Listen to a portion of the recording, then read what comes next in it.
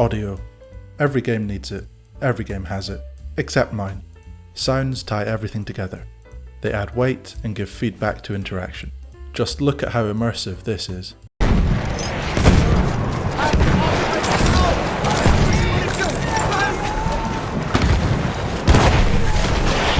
Now look at my game. That's a problem and I need to fix it. The only issue is, I've never seriously tried to add audio to a game before. I first started using Unity in version 3.2, which released in February 2011. That was over 13 years ago, back when this guy was around. Almost a decade and a half of making games in Unity and I've still not added audio, other than dragging the odd clip into an audio source component. How could this happen? Apparently I suffer from shiny object syndrome. Well, that stops here. I know I have something with this game and I'm determined to finish it. And if you want to play the game when it comes out, give it a wishlist on Steam. Let's see how far up the rankings we can get. Hamburger, cheeseburger, Big Mac, Whopper. So it was time to learn about audio. The first thing I wanted to learn was which path to take. For me, there were three options. I could roll my own solution using the built-in audio systems in Unity, use the Fmod middleware, or use the Wwise middleware. Using the built-in audio components that come with Unity would have been fine, but I know I'd have to come up with a bunch of systems that the other two options already come with.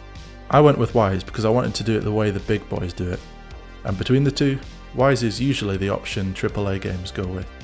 Saying that, we all know the AAA scene is an absolute mess right now, with stinker after stinker being released off the back of stupidly bloated budgets. So I feel that as an indie developer, it's my duty to do what the AAAs will not, which is make a game that gamers actually want to play. To do that, I need to listen to your feedback and act upon it.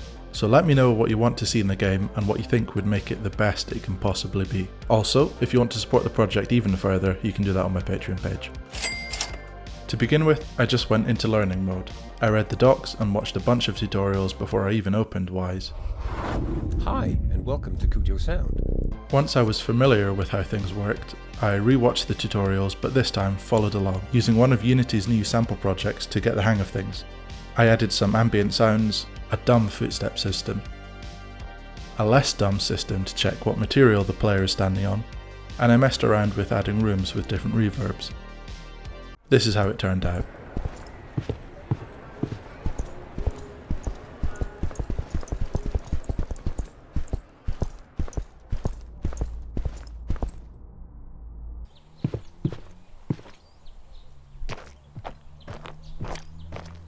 Not awful for a first attempt, so I'm ready to crack on with adding audio to the main game now, right?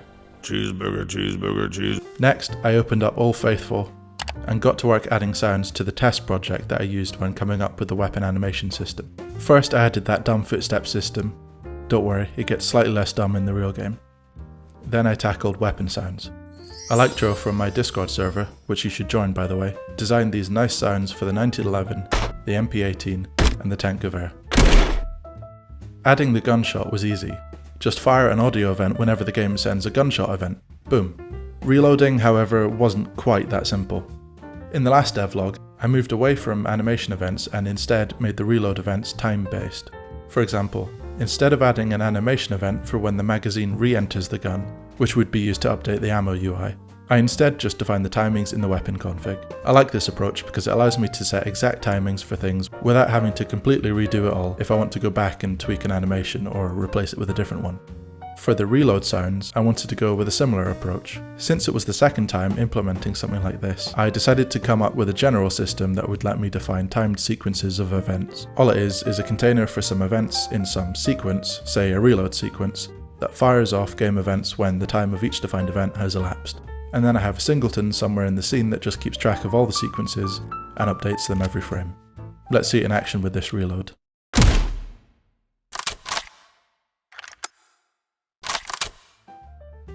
And yeah, I know, I basically just remade the animation event system. But now it's not tied to an animation asset, and for some reason I prefer it that way. Just let me redesign the wheel in peace, okay? Big Mac, Big Mac, Big Mac. At this point, things were ready to be added to the main project, but I took a short break from Bloodrot to work on something else, just to stave off the burnout. This is what I did. You can come up with your own theories as to what it is. I don't know if it'll ever see the light of day, who knows. Back to Bloodrot. I made a new Wise project and integrated it into my Unity project, then began the task of re-implementing everything I had just made in the test project. The dumb footstep system got an upgrade. Now it's driven by the procedural view model animations, so that the sounds sync up better. And I updated the footstep material checker to take into consideration which texture on the terrain the player is stepping on. Next I added the gun sounds again, and they worked without issue. I added some rooms to define the reverb, so now in the church, it's echoey as you'd expect. Things were starting to sound alright now, but it was quiet. Too quiet. There needed to be some ambient noises in the background and environment. I got some ambient wind beds and stuck them in the background, then I layered some faint battle sounds on top, to add to that feeling that you're just a drop in the sea of firefights raging across the Western Front.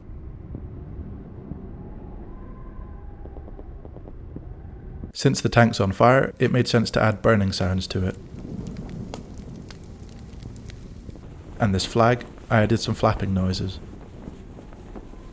The ambient soundscape really grounds the player in the space, but there was one problem.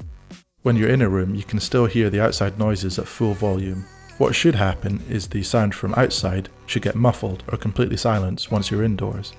In the church, since it's half destroyed, you should still be able to hear the outdoor ambience, but just not quite so loud. I couldn't figure out a way to do that inside of Wise, and I also couldn't figure out a way to query Wise to figure out how far into the room the player is. So I had to come up with my own solution. This one was a real noggin scratcher. How do you determine how far an object is into a room? What if the room is a weird shape? What if the player is between multiple rooms?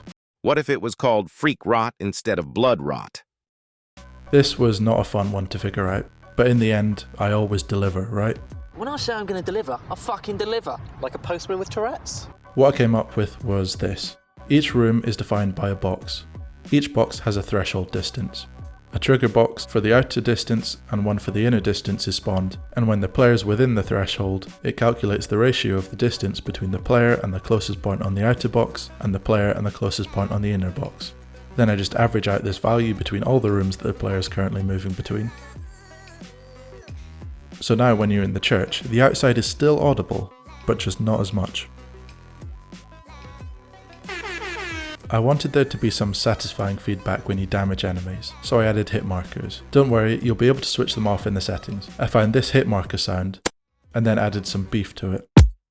In the game, I made the sound play whenever the player damages an enemy. And I also added this bit of UI that pops up at the same time. Then I wanted to add a sound for when you open a barrier. Right now, visually, there's this magical effect. But when I get the time, I'm going to change it so that it gets blown away by a mortar or something, so that it's more grounded in the setting. And I'm getting sick of these colourful neon effects in every game, including my own. But for now, I need a general sound for when you use points to purchase things. I found this cash register sound, and again added some beef to it. It's all coming together now. But there is a rather important piece missing. These dudes aren't making any noise. I added the footstep system to the zombies. Now, this whole time in the background, I had been working with Stephen Ayers, a talented voice artist, to bring these bad boys to life. He smashed it out the park, and here are just some of the terrifying sounds that he produced.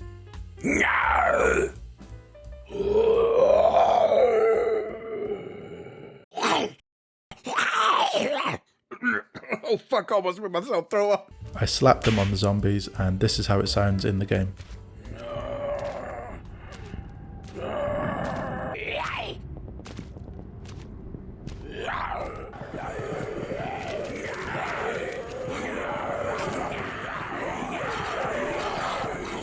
Thus concludes this little Sonic adventure. Now that I've laid the groundwork, I'll implement future sounds as and when needed, for example when I add a new weapon. I like how things turned out, and I'm glad that I finally learned how to add sounds to a game. Anyway, let's look at the roadmap for Playable Alpha 1.